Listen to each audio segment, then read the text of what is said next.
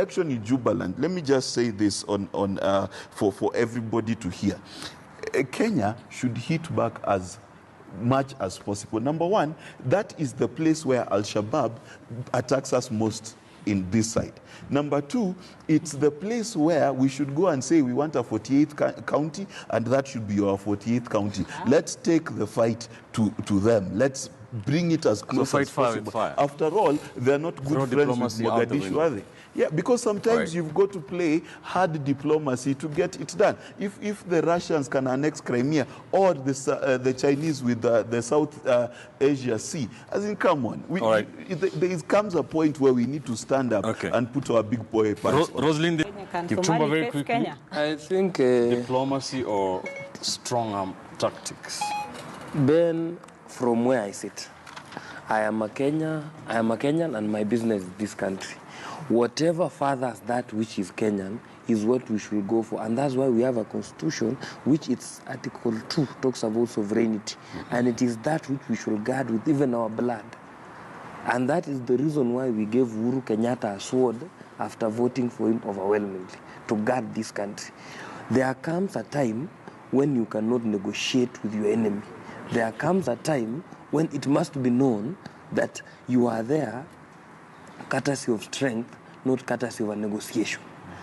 My advice is this on the two issues. Is not an enemy. No. Anybody who advances interests. Anybody who advances interests that put our interests subservient to them become our enemy. Look at what has happened worldwide. And annexing that part, if that is what will happen, is not a big issue. People who, public international law scholars will fault me for this, but I'm speaking as a political strategist purely on this one. One, my first step is this, on Jubaland. A quick one. We need Jubaland to remain as it is under Sheikh Mohammed Madobe. Why? That is a buffer zone for Al-Shabaab. We need it there to help us as a country so that before Al-Shabaab hits us direct, they have another people to deal with, so that we are not the first cushion of Al-Shabaab. This, Ben, might sound funny, but it is strategic interest of this country. We have spent so much money hosting people from Somalia. We have spent so much money, which we continue, even as we fight for 10 billion for our counties, we are spending billions in Somalia funding KDF. For what reason? It is now time to cash on that. Should we send troops to the Indian Ocean? Yes. Final question. An emphatic yes for this reason. Anybody and anything that compromises our sovereignty should be dealt with the force that is required.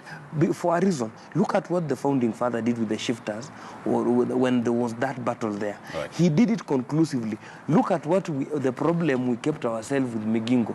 We do not know now whether Migingo is Kenya, Migingo is Uganda. It is because we took that negotiation approach which never ended. On this one, because I know the politics behind the seven sisters in the oil and gas world, and the politics that comes with the oil blocks. We should go hard. No, the thing is, it is an economic battle which negotiation should not help.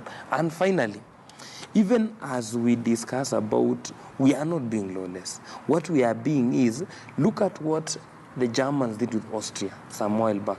Look at what the US did with Texas from wherever it was. Look at what China is doing with Tibet. Look at what all these other people are doing. The overarching theory is that you go after your interest. If we allow people to come up and down, we will never have anything as a country. It is a story we are continuing to keep an eye on for you. Of course, the hearing of that at the ICJ in The Hague, Netherlands, will be covering that for you. And of course, that upcoming vote for the slot of the UN Security Council.